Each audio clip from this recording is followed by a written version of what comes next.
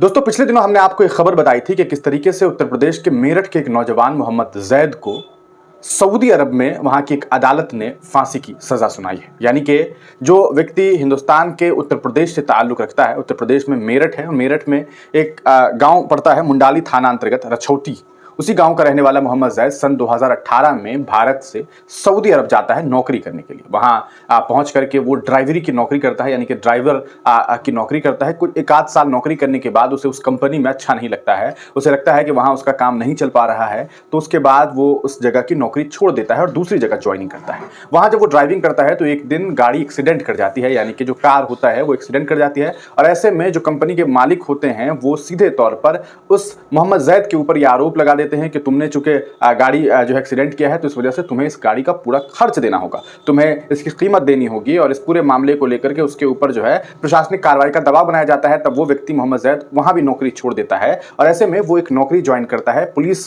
जो वहां की एक पुलिस होती है उसके यहाँ वो नौकरी ज्वाइन करता है, उसकी वो गाड़ी चलाता है। खबरों के अनुसार जो परिवार, मोहम्मद जैद का परिवार बताता है वो ये कि इस पूरे मामले के बीच जो मोहम्मद जैद है वो प्रशासन की गाड़ी चलाना शुरू कर देता है। सुबह दिन में खास करके जो है वो जो कचरे का डंपर होता है उसके लिए समझिए गाड़ी चलाता है। दूसरे दिन की अगर बात करें कूड़े के डंपर को चलवाता है और दिन में, रात में ये कूड़े का डंपर चलवाता है और दिन में एक संदिग्ध सामान जो है पुलिस वाला जो है वो इससे इधर से उधर भिजवाता है। ये संदिग्ध सामान क्या होता है, इसके बारे में कहा गया है कि ये एक मादक पदार्थ होता है, यानी कि कोई ड्रग्स होता है और ड्रग्स का कारोबार इससे करवाया जाता है। एक दिन पुलिस वाले इसे पकड़ लेते हैं। जद्दा की पुलिस जब इसे पकड़ती है तो इसके ऊपर ये चार्जेस तय कर दिया जाता है कि इसने जो है वो देशवासियों के, सऊदी अरब जो देश है उसके साथ खिलवाड़ किया। वहां चूंकि मादक पदार्थ इलीगल माना जाता है, ड्रग्स इलीगल माना जाता है, तो इसकी चूंकि ये इधर से उधर व्यापार कर रहा था, उसकी तस्करी कर रहा था, तो इस वजह से उसके ऊपर कार्रवाई की जाती है। और 1 तारीख यानी कि 15 जनवरी 2023 को इसे वहां पुलिस गिरफ्तार कर लेती है और जेल में भेज देती है।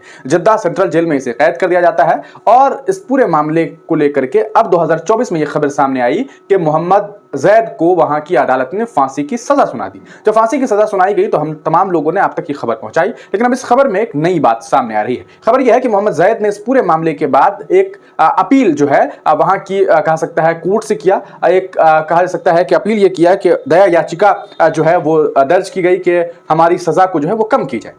जिसके बाद दया याचिका जो दर्ज की गई तो वहां की अदालत ने मोहम्मद जैद के ऊपर से फांसी की सजा को हटा करके उसके ऊपर जो है वो उम्र कैद की सजा जो है वो दे दी गई। उम्र कैद की सजा जब सुनाई गई तो उसे एक बार और ये मौका दिया गया कि तुम दोबारा से भी जो है दया याचिका दर्ज कर सकते हो। मोहम्मद जैद ने फिर ऐसा ही किया और इस बार उसे 15 साल की सजा में कन्वर्ट कर दिया गया। यानी कि जिस मोहम्मद जैद को सऊदी की हुकूमत, सऊदी गवर्नमेंट और कहा सकता है वहां की जो अदालत है उसने फांसी की सजा सुनाई थी, वो अब 15 साल में कन्वर्ट हो गया है। लेकिन इसके बावजूद अभी उसकी रिहाई का कोई रास्ता नहीं निकला है। प्रशासन जो है वहां की जो एडमिनिस्ट्रेशन है और खास करके जो वहां के वकील हैं उसने मोहम्मद जैद की मदद करने से इनकार कर दिया है। वकीलों का यह कहना है कि हम तुम्हारी अब कोई मदद नहीं कर सकते, अब तुम्हारी मदद तुम्हारी हुकूमत कर सकती है, तुम्हारी सरकार कर सकती है। अब ऐसे में मोहम्मद जैद को मदद चाहिए भारत सरकार से। अगर भारत सरकार इस पूरे मामले में हस्तक्षेप करे और सऊदी की हुकूमत से बातचीत करे कि ऐसा है कि हमारे यहाँ का एक व्यक्ति है जिसे वहां सजा सुनाई गई है, तो मुमकिन है कि भारत सरकार अगर इस पूरे मामले में हस्तक्षेप करती है तो मोहम्मद जैद हिंदुस्तान लौट सकता है और उसके ऊपर जो 15 साल की सजा सुनाई गई है वो खत्म भी की जा सकती है। लेकिन सवाल यह है कि भारत सरकार कब इस पूरे मामले में मोहम्मद जैद की मदद करेगी। यह एक बड़ी बात है। आपको बता दें कि नो चैलेंज बाय सऊदियन एडवोकेट्स, इस पूरे मामले में सऊदियन जो एडवोकेट हैं वो अब इसकी मदद नहीं कर रहे हैं। दे सेड माफी नामों की अर्जी जो है आप इंडियन गवर्नमेंट से गुजारिश करवाइए, सिफारिश करवाइए। तो ये पूरा का पूरा मामला है। अभी ये खबर सामने आ रही है कि मोहम्मद जैद को एक बड़ी राहत मिल गई। आप इस पूरे प्रकरण पर क्या सोचते हैं? हालांकि आपको बता दें इस पूरे मामले में ये बातें कही जा रही है कि मोहम्मद जैद सिर्फ और सिर्फ जो है वो एक मोहरा है। इसके पीछे वो पुलिस वाला था जो इसके जरिए मादक पदार्थ यानी कि ड्रग्स को इधर से उधर तस्कर करवाता था और बीच में ये बेचारा फंस गया और इसकी वजह से जो है कहीं ना कहीं इसे जो है वो झेलना पड़ रहा है। आप इस पूरे प्रकरण को लेकर क्या कुछ सोचते हैं? कि आपको लगता है कि मोदी सरकार मोहम्मद जैद की मदद करेगा? क्या मदद करनी चाहिए? अपनी राय कमेंट सेक्शन में जरूर दीजिए।